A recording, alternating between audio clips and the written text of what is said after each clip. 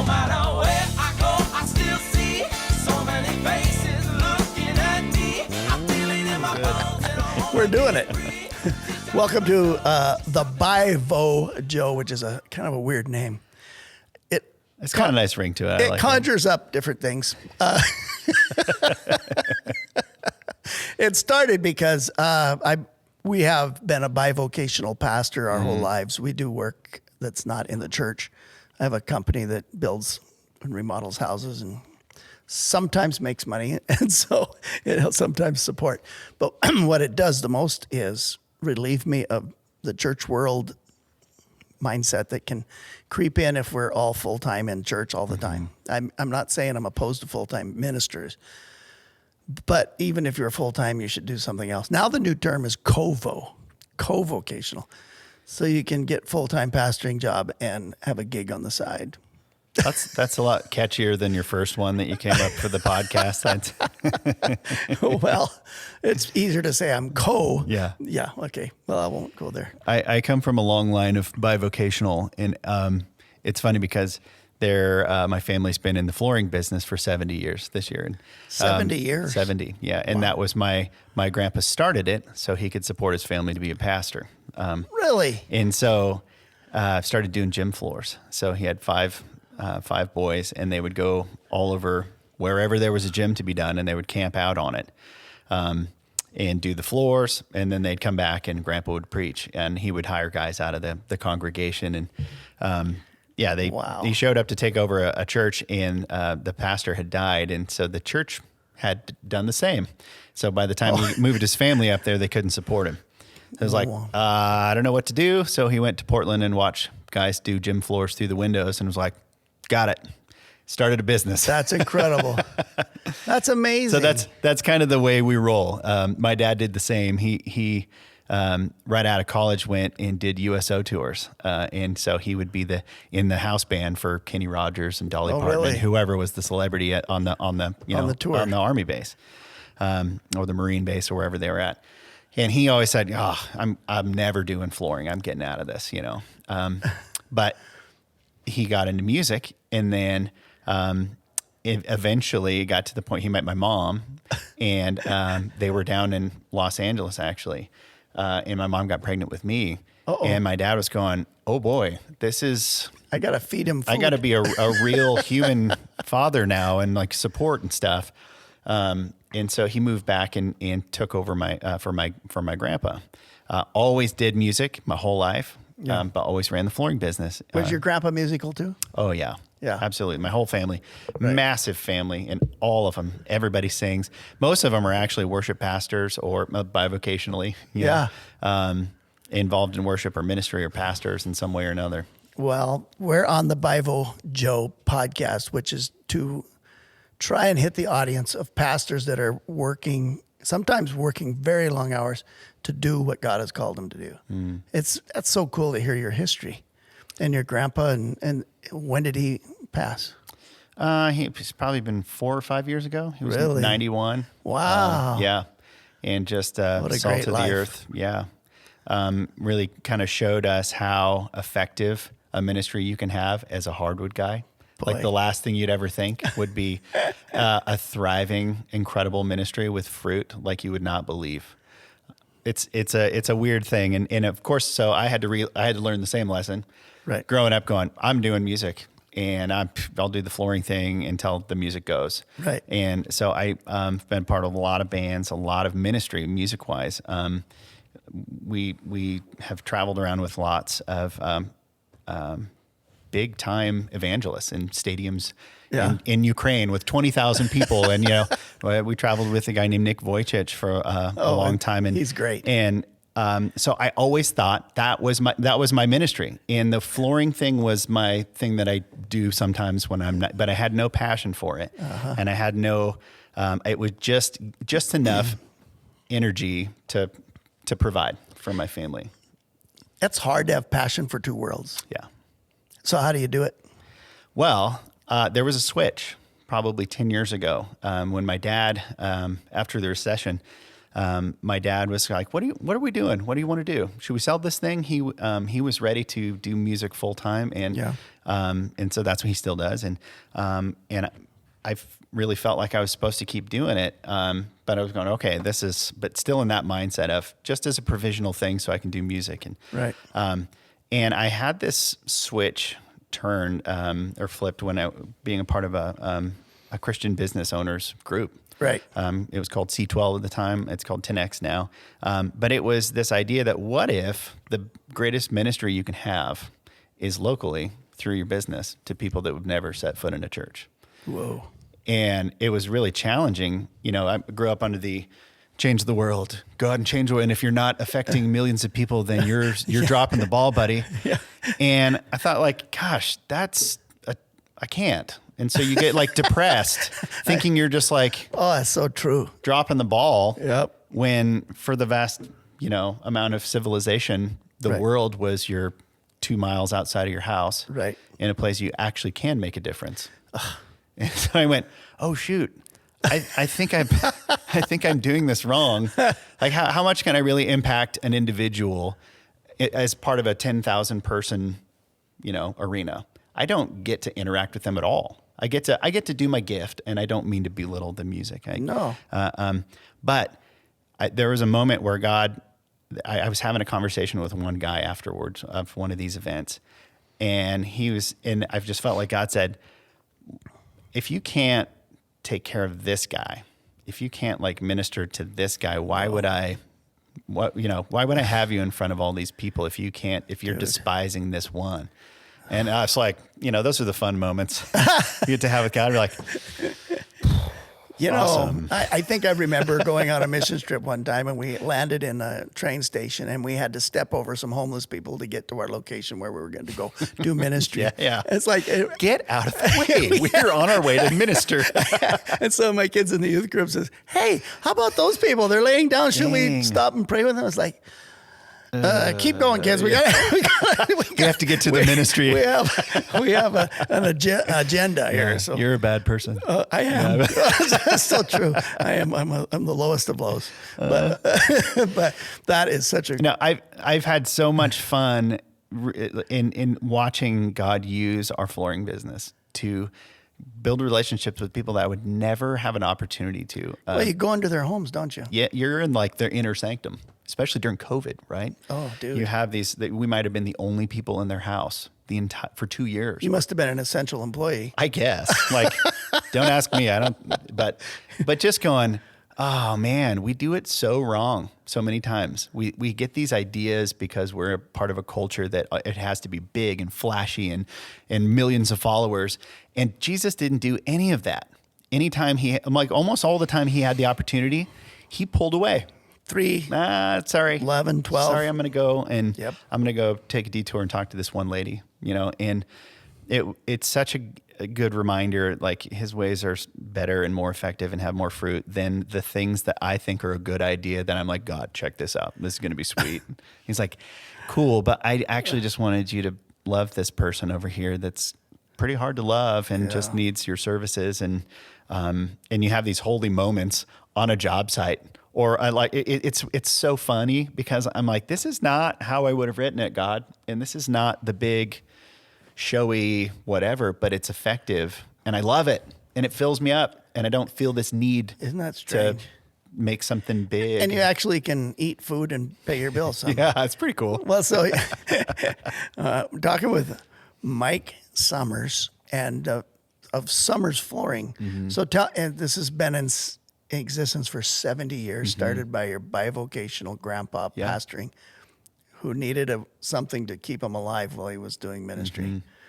I've noticed something in doing things not church and making an income outside of church and having a business. You touch and interact with people that are not on your radar. Now, I used to show up at job sites and be talking to the cement guys, and I would hear the F word about 4 or 5 times before noon, Sure. And Fluent, actually. yeah. Well, I think we're all more fluent than we admit. Yeah, for sure. So what is cool and what was kind of an epiphany for me, I was like, don't work and don't take that job and dismiss it as not ministry. So Summers Flooring is a ministry. What kind of impact is it having, and has it had on individuals? I mean, it's from very basic things like our showroom. I think at one time we had 7 churches meeting in our showroom. Several of them then they planted in our showroom, and we built it specifically. We had a screen, a sound system. I remember that 100 place. chairs. Yeah, we had an event there once. But that was specifically because Dad had that revelation too. That like, wait, how can our wood floor business be a lighthouse? And we actually built it. That kind of looked like had a turret up in the top, but. Watching, driving past on a Sunday and people are getting baptized in the parking lot of a wood floor business. That's been amazing. And that was for a season that we don't have anybody meeting in our showroom now. And, well, that was 2007. Yeah. And we actually lost that building, ironically, building it for ministry. And then the downturn happened and we went through this but God, didn't we use it? Didn't we? And he was like, I get to do whatever I want and it's good and I give and I take away. And was that not good enough? I would have done that whole thing for one. And once again, oh, you're right. Oh, what a lesson. I'm a bad person. Sorry. I'm working on it, God. Thank you. But it's so not in my hands. And the thing that is always above me is this idea, it's above my pay grade. Above my pay grade. God, as long you just tell me what to do and what to aim at and who to talk to, I'll try to be a good steward of them, and I will try to do the best I can. And there's been, because we're just a business, we have people show up where you're like, what do we do with that? What do we do with this couple? What do we do with this group? How do we serve these people? And what are we going to do? And there's all these things the culture is telling you, well, you got to make a stand for this and you got to be against this. And it's like, instead, what if we just did the best possible job for these people and loved them so well that we kind of put a stone in their shoe? Those people are Christians, but I had an idea that they wouldn't serve somebody like me. Ooh. Or right. And that was something we had to wrestle with and be like, what do we do with this, God? And it's these people are in your business and they're in your world and they're in your, I love, Greg Kokel's saying talking about gardens. Mm. It's your responsibility is to tend the garden. And sometimes people crawl up over the wall and are in your garden for a day. How did they get in there? An hour? I have no idea. Through our front door, actually. It's crazy. They just walked right in. But it's okay, how are we loving on them and doing, honoring them and honoring God through them? And by the time a couple is done building their house and they have no money left and they come into you. That's how it works, and they come there and they need more marriage counseling than color choosing of carpet. So that's actually tri-vocational, I think. Counseling is the freebie. I know. When Lila and I planted our church in Montana, we had a store called Pearson Interiors, which we sold carpet and coyoted it in from other places. And then we sold Flexsteel furniture.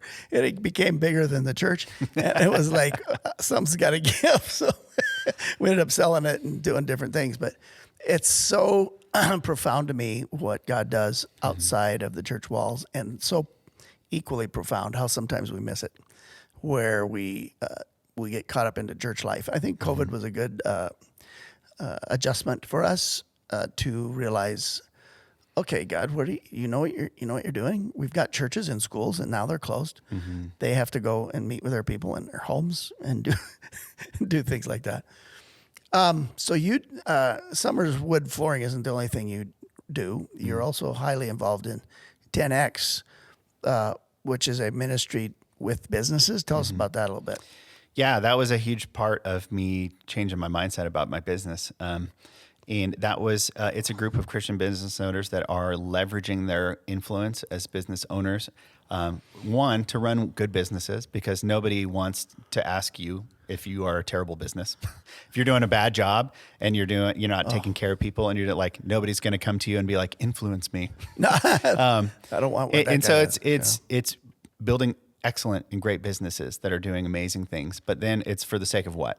And it's to transform the spiritual and the business and economic environment of Central Oregon, where we live, through our businesses. and engaging that. And also, some of that is as simple as through the finances. If you don't have a successful business, you can't really help anyone. Right. And so being able to sew in, and there's also a lot of things that we organize through conferences, and we host the prayer breakfast, and Sure. we're in charge of the Christmas parade. Like there's all these things that keep just coming up and going like, oh, that's something we're supposed to go after as business owners. And in doing that, all of a sudden we have a voice in the community that awesome. that is, and it was so fun.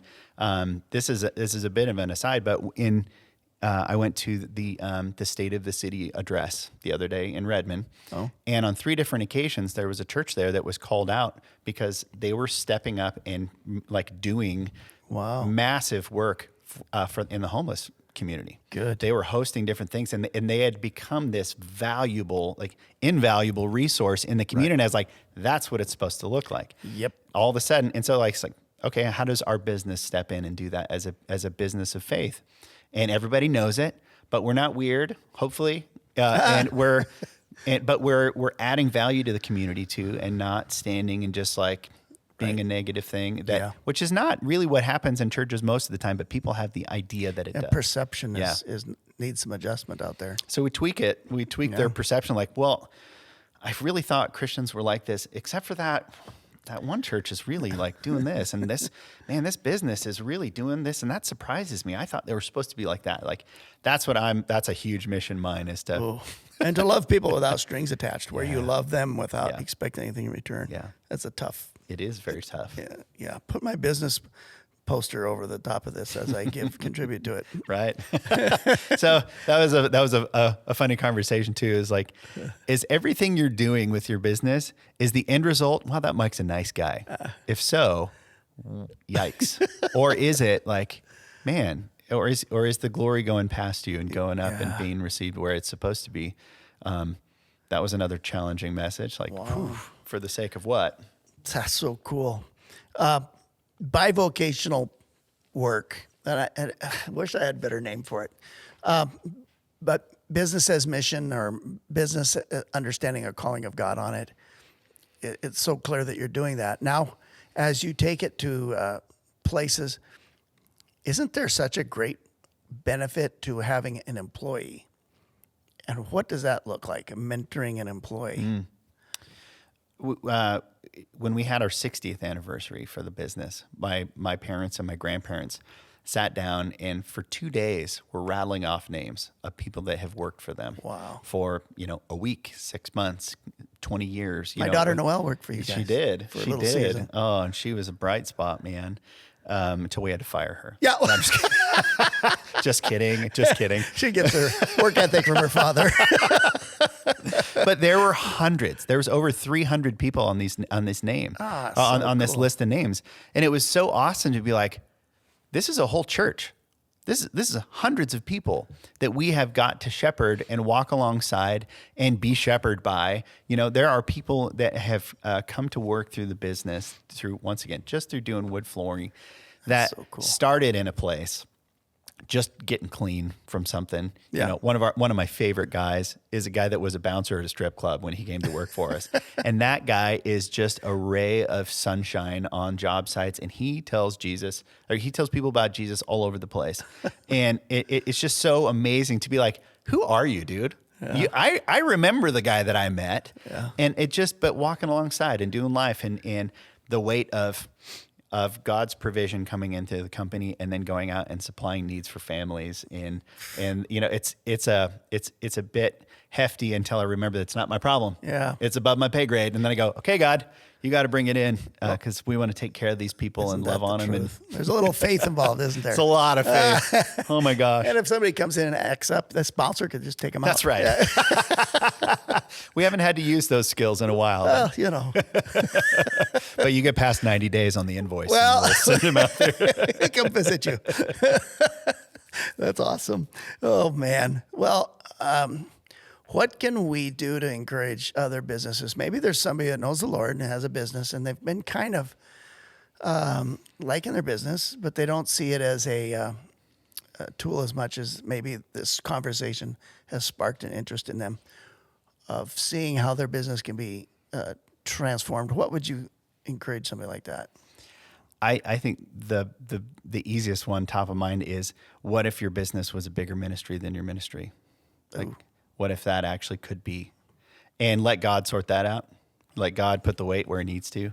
Okay. The other one was, we had a conversation one time about diligence and what that looked like. And all the business owners are like, that means 110% and above and beyond and going the extra mile.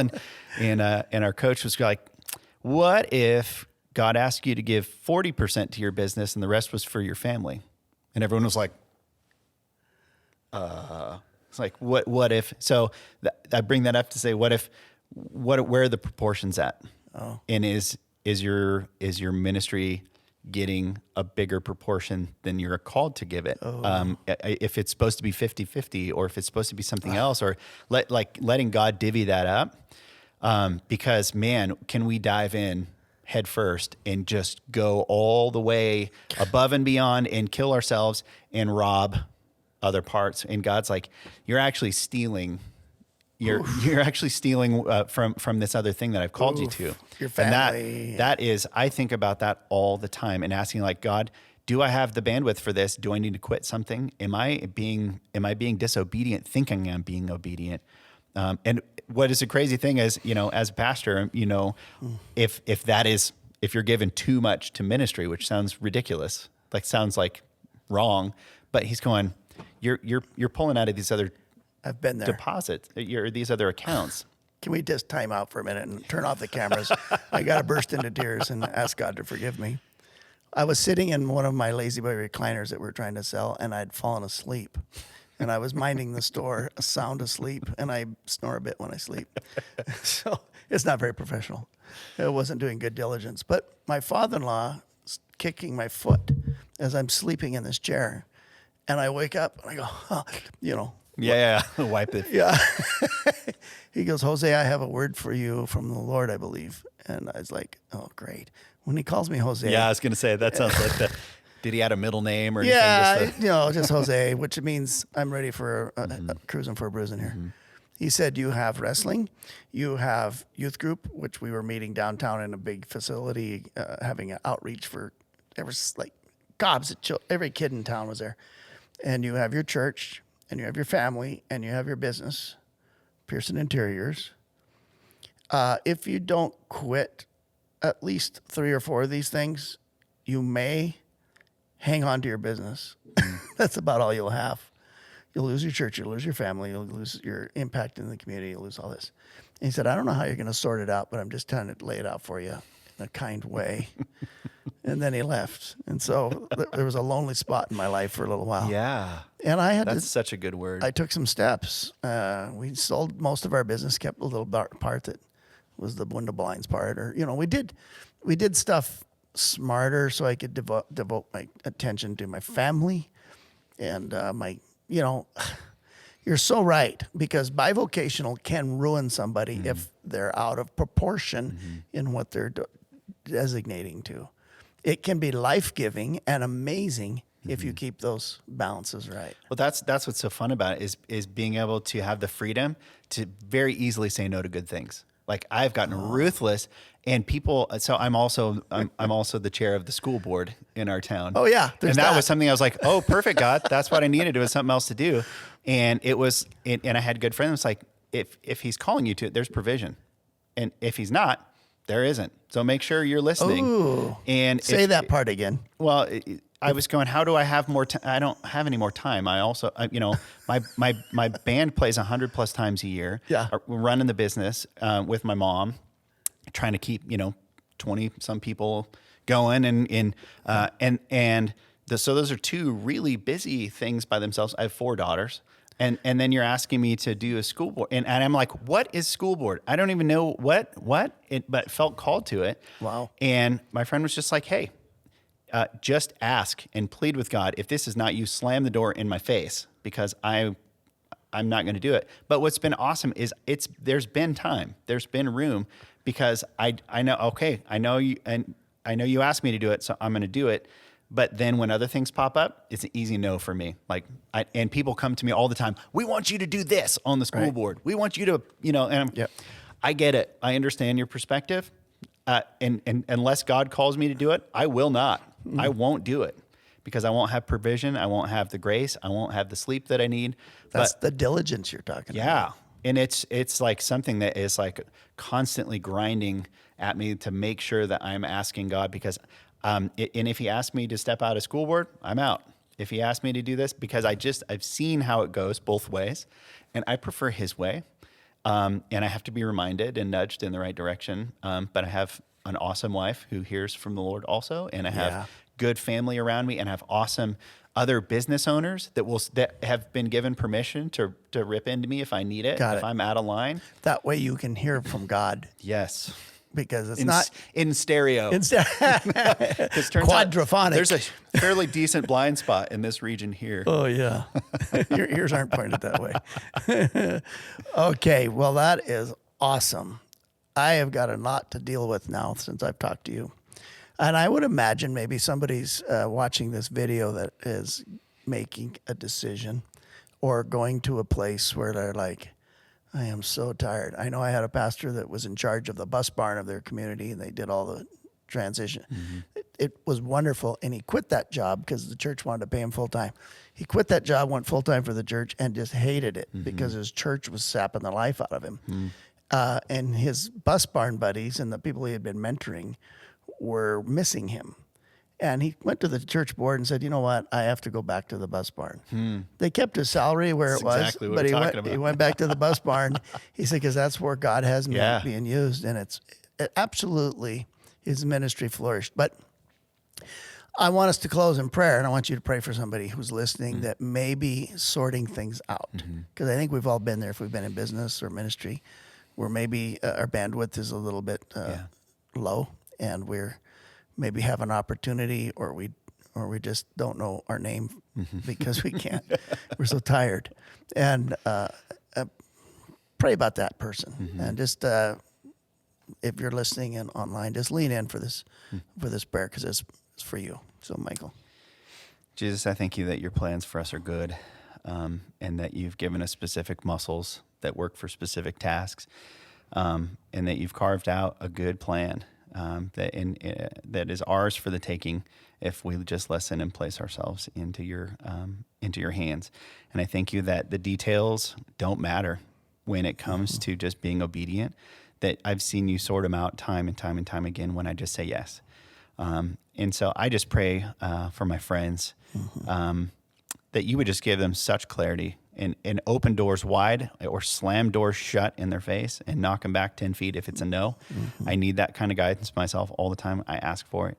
But I just pray that it would be so clear, the path forward for my friends that would just see you and know you and trust you and just say, above my pay grade, whatever you're asking me to do, the answer is yes. And I know that you're going to give me provision. You're going to be a light into my feet.